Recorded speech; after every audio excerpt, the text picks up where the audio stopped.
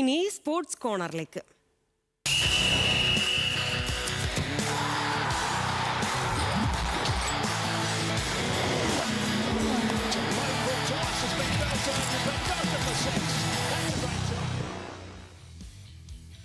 അയർലൻഡിനെതിരായ 2020 പരമ്പരയിലെ അവസാന മത്സരത്തിന് ഇന്ത്യ ഇന്ന് കളത്തിലിറങ്ങും.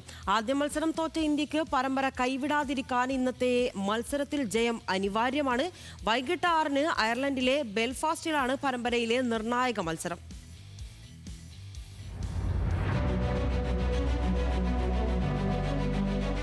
വിശ്വകിരീട നേട്ടത്തിന് പിന്നാലെ കളത്തിലെത്തിയ ഇന്ത്യക്ക് അയർലൻഡിന്റെ ഷോക്കായിരുന്നു ബെൽഫാസ്റ്റിലെ ആദ്യ മത്സരം. ഇന്ന് വീണ്ടും ശ്രേയസും സംഘവും ബെൽഫാസ്റ്റിൽ കളത്തിലെത്തുകയാണ് പരമ്പര കൈവിടാതിരിക്കാനുള്ള പോരാട്ടത്തിന്.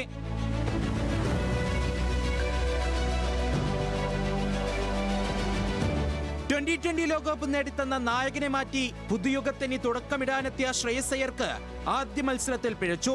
ഇന്ന് ഐറിഷ് പടയ്ക്ക് മുന്നിൽ ശ്രേയസ് എന്ന നായകൻ കളത്തിലെത്തുന്നത് ഉയർത്തെഴുന്നേൽപ്പിന്. ആദ്യ മത്സരത്തിൽ തോൽവിക്ക് വഴിവെച്ചത് ഇന്ത്യൻ നിരയുടെ മോശം ഫീൽഡിംഗ്, ഒപ്പം ഡെത്ത് ഓവറുകളിലെ റണ്ണൊഴുക്കും. കൂടാതെ ബാറ്റർമാർ നിറമങ്ങിയതോടെ തോൽവിയുടെ ആക്കം കൂട്ടി. അഭിഷേക് ശർമ്മയും ശിവം ദുബെയും ഒഴികെ മറ്റു താരങ്ങൾക്ക് തിളങ്ങാനാകാത്തത് തിരിച്ചടിയായി. രണ്ടാം മത്സരത്തിൽ ഇന്ത്യ കളത്തിലെത്തുമ്പോൾ ഏവരും ഉറ്റുനോക്കുന്നത് ഗംഭീർ ആവനാഴിയിലെ അസ്ത്രം പുറത്തെടുക്കുമോ എന്നാണ്. കൗമാര വിസ്മയം വൈഭവ് സൂര്യവംശി കളത്തിലെത്തുമോ എന്ന്. പരമ്പരയിലെ അവസാന മത്സരത്തിൽ വൈഭവ് കളത്തിലെത്തിയാലും അത്ഭുതപ്പെടാനില്ല.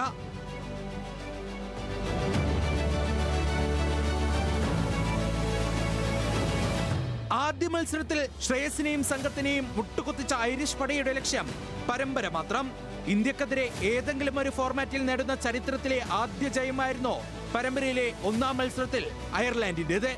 പാകിസ്ഥാൻ, ഇംഗ്ലണ്ട് തുടങ്ങിയ വമ്പന്മാരെ മുമ്പ് അട്ടിമറിച്ചിട്ടുണ്ടെങ്കിലും ലോക ചാമ്പ്യന്മാരായ ഇന്ത്യക്കെതിരെ ഒരു പരമ്പര വിജയം സ്വന്തമാക്കുക എന്നത് അയർലൻഡ് ക്രിക്കറ്റിന്റെ ചരിത്രത്തിൽ സുവർണ അധ്യായമായി മാറും. അഭിമാനം വീണ്ടെടുക്കാൻ പോരാടുന്ന ഇന്ത്യയെ മെരുക്കുക എന്നത് ഐറിഷ് പടയ്ക്ക് അത്ര എളുപ്പമാകില്ല. ക്യാപ്റ്റനായുള്ള ആദ്യ പരമ്പരയിൽ ശ്രേയസ് സമനില പിടിക്കുമോ അതോ ലോക്കൺ ടക്കർ വീണ്ടും ഇന്ത്യയെ ഞെട്ടിക്കുമോ? കാത്തിരുന്നു കാണാം. Sports desk, news Malayalam.